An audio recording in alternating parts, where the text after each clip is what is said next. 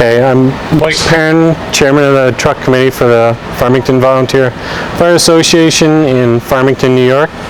It's a small municipality. We have about 15,000 residents, fully volunteer. The fire department actually originated was in the hamlet of Pumpkin Hook in the town of Farmington in New York. Old folklore that the term hook actually referred to theft.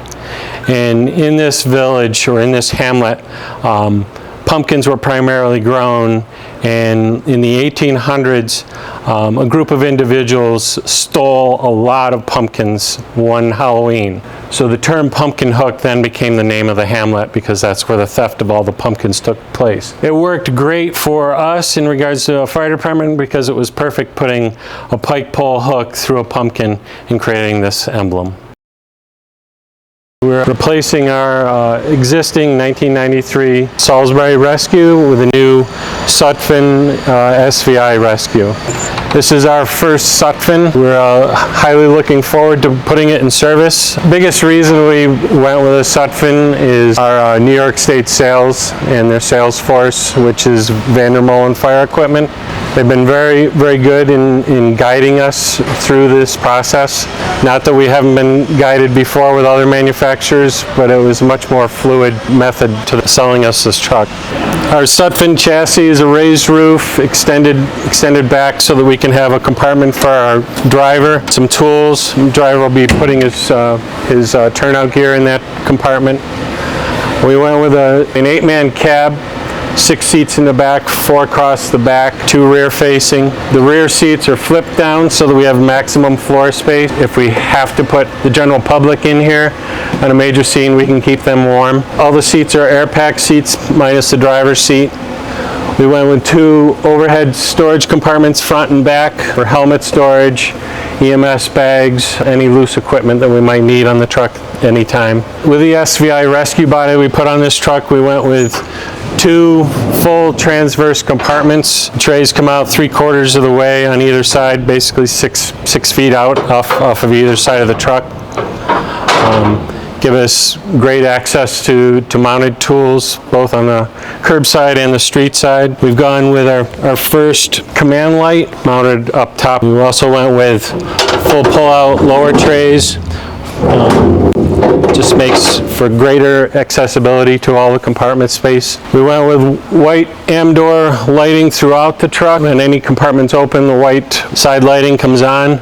But we had it wired in so that anytime any of the scene lights are turned on, all of the compartment lights go blue. The idea being at night, if you're using scene lights, any more white lights can be blinding. So as soon as you're using a scene light, the blue lights will turn on and make it much easier for your eyes to adjust going back into the dark. We also have a Pto Generator on board the truck, which we can turn on and off via the street side compartment 1, as well as redundant switches in the cab. Our street side number 3 compartment, we have a full complement of airbags. They're high weight, low height lift bags, and high lift, low pressure, high lift bags as well. We have an area below for both control modules for both the high lift and low lift. We have wheel well compartments for extra air bottle storage, single air bottle compartment on the street side, 2 separate air bottle compartments on the curb side. We went with winch mounts, all 4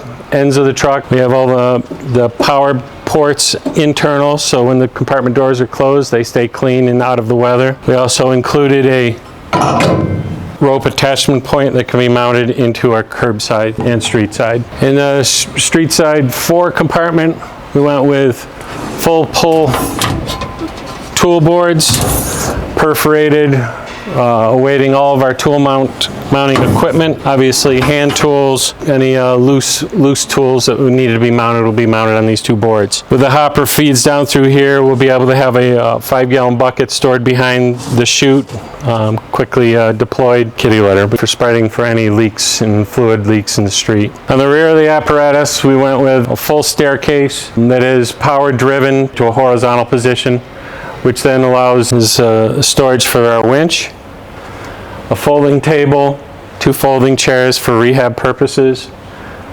Stokes basket storage, And then above we'll have a small folding ladder storage, 12-foot ladder storage, and numerous hooks. And then there's also an attic ladder as well in the storage bay. Also, what we've added to the back of the truck was an access door for a 120-volt cord reel. Simple process of stepping up, opening a compartment, retrieving the power box, and then deploying it. Up above, we have 4 coffin compartments, full depth, full width coffin compartments. And then towards the front of the truck, we actually have the location for our Cascade bottles, which is 4, and our folding command light up on the top of the apparatus. We have a 4-bottle Cascade system up on the top side of the apparatus. That's in conjunction with this fill station for 2 SCBA bottles to be filled simultaneously. There will also be a booster pump installed in line with this Cascade system that will help us facilitate being able to fill 4,500 PSI bottles over an extended period of time due to the fact that the Cascade bottles only have 6,000 PSI in them to begin with. Stepping forward to curbside 3 compartment, we have a pretty strong support staff that helps us on fire scenes. So we've put on board a refrigerator freezer, so we'll have onboard cool water for our hot scenes that we work. We also included a microwave, and we have a coffee maker. These also go in conjunction with our rehab process that we go through. Curbside 2 and curbside 1 are the other halves of the 3/4 inch pull-out drawers. Then we also went with an onboard toolbox. It's going to give us great tool storage for rescue situations where we need to get into a position where we have to take the equipment apart to get the victim out. We've left enough space on either side of the toolbox so that we can put equipment tool bags in there so we can quickly grab what we need and go. Then on the rear of the cab, we also have storage for 2 fire extinguishers. Obviously there's some gaps under the lower cover. We can actually put in some road flares. We should be able to quickly deploy extinguishers as the firefighters depart the truck.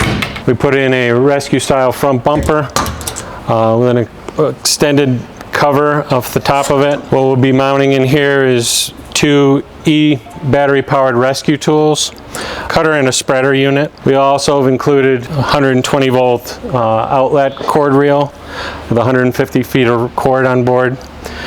And then because the e-rescue tools use batteries, we put in a separate battery compartment, ventilated so as to reduce the heat. That way the batteries are readily available for powering up the rescue tools.